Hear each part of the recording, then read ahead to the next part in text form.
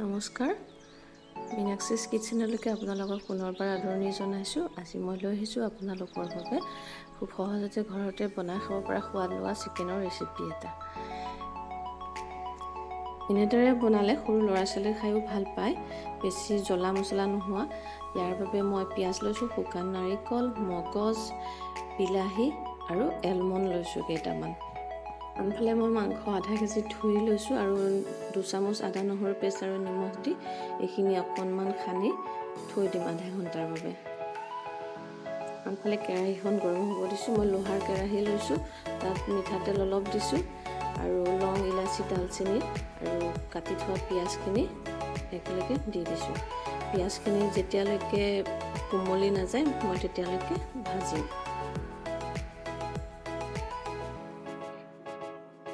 এতিয়া মই তাত বিলাহী দি দিছোঁ। মই এটা বিলাহী লৈছোঁ, শুকান নাৰিকলখিনি দিছোঁ।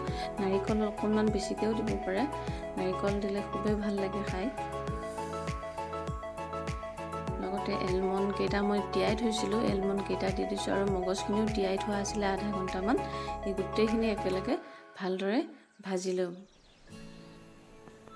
এইখিনি ভাজি হৈ গ'ল। এতিয়া মই এইখিনি এটা পেষ্ট বনাই ল'ম।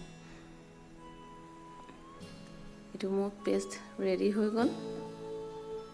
মই একেখন কেৰাহী ব্যৱহাৰ কৰিছোঁ আৰু তেলত মাংসখিনি অকণমান ভাজি ল'ম। আপোনালোকে যদি এনেকৈ বনাই খোৱা নাই তেতিয়াহ'লে খাই চাব আৰু মোৰ ৰেচিপিটো কেনেকুৱা পালে জনাব। ভাল পালে লাইক কৰিব, কমেণ্ট কৰিব আৰু মোৰ চেনেলটো ছাবস্ক্ৰাইব কৰিবলৈ নাপাহৰিব। মাংসখিনি আধা সিজা হৈ গ'ল। এতিয়া মই জিৰা গুড়ি এচামুচ, ধনিয়া গুড়ি এচামুচ আৰু জালুকৰ গুড়ি দি দিছোঁ। গোটেই মছলাখিনি মাংসৰ লগত খুব ধুনীয়াকৈ ভাজ খাই গৈছে। এতিয়া মই ইয়াতে হালধি অলপ দি দিছোঁ। বনাই থোৱা পেষ্টটো আছিলে সেইখিনিও লগতে দি দিছোঁ আৰু এইখিনি মাংসখিনিৰ লগত মিক্স হোৱাকৈ কিছু সময় ভাজি ল'ম। জলকীয়া এটা দিছোঁ, মই বেছি দিয়া নাই। নিমখ মই আগতে দি থৈছিলোঁ, গতিকে নিমখ অলপ কমাই দিছোঁ। এতিয়া মই অলপ পানী দি দিম। পানীৰ পৰিমাণটো আপোনালোকে নিজে চাই ল'ব আৰু এনেদৰেও ৰাখিব পাৰে, এনেদৰে ৰাখিলেও খাব সোৱাদ লগা হয়।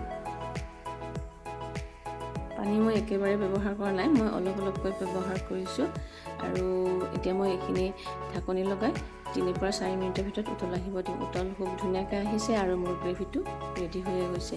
এতিয়া মই ইয়াতে অকণমান বাটাৰ দি দিছোঁ।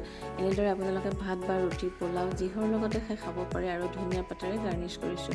আৰু ভিডিঅ'টো শেষলৈকে আপোনালোকে চোৱাৰ বাবে বহুত বহুত ধন্যবাদ জ্ঞাপন কৰিছোঁ।